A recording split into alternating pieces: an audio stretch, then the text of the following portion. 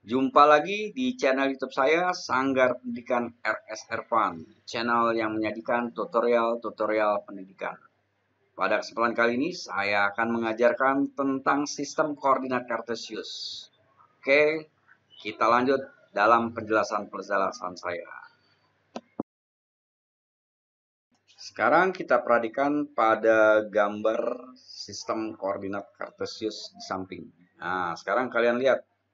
Sistem koordinat dibentuk oleh sumbu X dan sumbu Y. Sehingga nanti untuk titik-titiknya X, Y.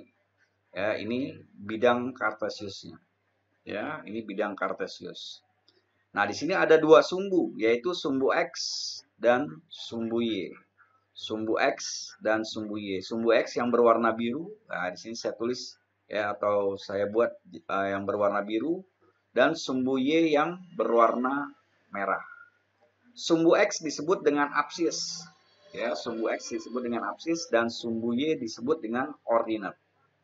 Nah, di dalam bidang Kartesius di sini nanti ada kuadran, ya. Ada kuadran. Nah, di sini nanti kuadran 1 ya, itu saya arsir yang berwarna merah muda. Kemudian kuadran 2 ya, saya arsir dengan berwarna biru ya. Kemudian kuadran 3 berwarna hijau dan kuadran 4 berwarna kuning. Nah, sekarang untuk kuadran 1 nanti titik-titik yang dihasilkan pada kuadran 1 itu adalah positif. Artinya X-nya positif dan Y-nya positif. Untuk kuadran 2 ya, itu nanti X-nya negatif ya, karena di sini negatif, dan kemudian Y-nya bernilai positif. Lalu untuk kuadran 3 ya, kuadran 3 di sini itu nanti X-nya negatif dan Y-nya juga negatif. Lalu untuk kuadran keempat ya, itu nanti X-nya positif dan Y-nya negatif. Nah, itu pengenalan untuk bidang Kartesius. Jadi dia ada 4 kuadran. Kuadran pertama, kuadran kedua, ketiga, dan keempat. Oke, nanti kita lanjutkan dengan contoh-contohnya. Contoh-contoh yang biasa dibuat di dalam soal-soal ujian, terutama untuk materi pelajaran ujian sekolah dasar. Oke, langsung saja di sini kita perhatikan contoh-contoh soal yang akan saya berikan.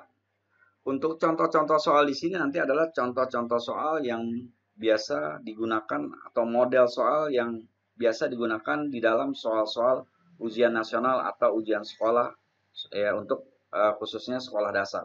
Namun nanti di pelajaran SMP juga kamu akan bertemu lagi dengan pelajarannya. Ini sama semua. Ya, jadi yang penting dasarnya kamu kenal dulu nanti. Ya. Nah, kita perhatikan. Seandainya kita disuruh menentukan titik-titik berikut. A 3,4 ya, 3,4 berarti X-nya 3, Y-nya 4, berarti X3, Y-nya 4, berarti titik A di sini. Lalu yang B negatif 3,4 ya, negatif 3,4. Nah, berarti negatif 3,4, berarti di sini titik B-nya. Lalu titik C itu negatif 3, negatif 4. Negatif 3 X-nya, negatif 4 Y-nya. Ya. Kemudian yang D 3, negatif 4. Berarti 3, negatif 4. Nah, itulah untuk contoh yang pertama. Oke, lanjut saja untuk soal yang kedua. Nah, ini model soal yang kedua. Diketahui koordinat titik A negatif 4,0. Berarti di sini negatif 4,0 ya, X-nya negatif 4, kemudian Y-nya 0. Titik B 0, negatif 2. Titik B 0 ya, X-nya 0, Y-nya negatif 2. Kemudian titik C 40 ya, X-nya 4, Y-nya 0. Nah, ini hati-hati ya.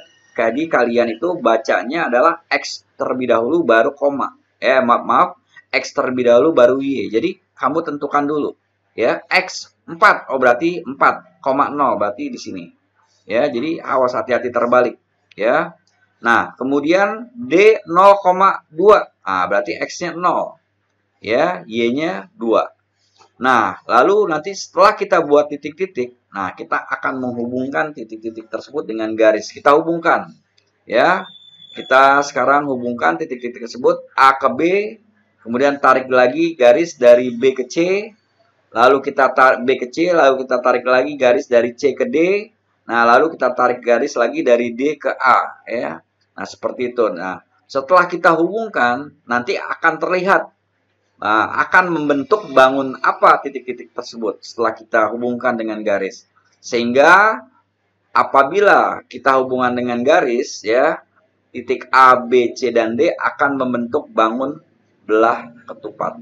Nah, ini contoh model yang kedua, ya. Model yang kedua nih. Nah, ini biasa nih nanti digunakan di dalam ujian sekolah atau ujian nasional. Oke, ini contoh yang kedua. Oke, lanjut saja kita masuk ke contoh soal nomor 3. Nah, nanti ada juga contoh atau model soal seperti ini. Perhatikan koordinat kartesius berikut. Jika titik P, Q, R, dan S dihubungkan akan membentuk jajar genjang. Nah, jadi dia diketahui dulu nih bentuk bangunnya, apa yang mau dibuat ya dari titik-titik ini, ya, titik P, Q, R, S. Nah, kita akan menentukan satu titik, ya, agar titik tersebut nanti membentuk jajar genjang. Nah, jadi koordinat titik R ini berapa? Jadi koordinat titik R ini yang tepat itu adalah titik apa? Ya. Nah, seandainya kita lihat di sini. Seandainya di sini jawaban A itu berarti negatif 2,5. Negatif 2,5. Oh, berarti di sini negatif 2,5. Ini saya buat ya, negatif 2,5. Nah, berarti di sini. Nah, kalau kita tarik garis, ya, ini tidak membentuk bangun jajar genjang. Ya, ini kalau saya hubungkan garis-garis, ini tidak akan tidak akan membentuk jajar genjang. Lalu seandainya saya buat B-nya, yang B saya buat negatif 2,6. Ya, negatif 2,6. Tinggal taruh di sini titiknya. Negatif 2,6. Nah, ini juga tidak membentuk bangun jajar genjang.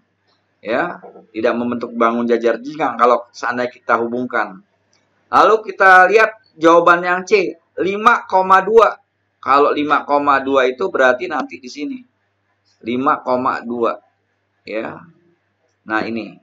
Nah, ini seolah-olah bentuknya seperti jajar genjang tapi tidak tepat, ya. Karena jarak dari sini ke sini 2. Ya, kita perhatikan ini 2 langkah umpamanya, ya, atau 2 titik yang akan kita ini. Jadi 1, 2. Ya, ke titik ini 1, 2. Berarti ke sini harus 2 juga. 1, 2. Karena kalau kita hubungkan titik yang ini, apabila nanti 5, 2, maka dia tidak tepat. Tapi mirip, tapi tidak tepat. Ya, karena di sininya lengkap 1, ya. Di sini lengkap 2. Harusnya lengkap 2. Sehingga nanti yang D itu akan kita lihat di sini. Titik D di sini. Ya. Kita hubungkan titik D. Ya. Nah, ini kan D jadi 6,2 berarti di sini nanti 6,2. Nah, ini D, ya. Nah, kalau titik D kita tempatkan di sini 6,2, nah dia akan membentuk bangun jajar genjang. Nah, ini pas nih, ya. Berarti ini 2, ini 2. Nah, seperti itu. Ya. Oke. Nah, jadi itulah contoh-contoh di dalam model-model soal dalam ujian nasional. Mudah-mudahan apa yang saya jelaskan di sini dapat bermanfaat buat kalian dan akan menjadi sedikit gambaran bentuk soal apa sih yang nanti biasa keluar dalam ujian sekolah atau ujian nasional. Nah, inilah bentuk-bentuk atau model soalnya.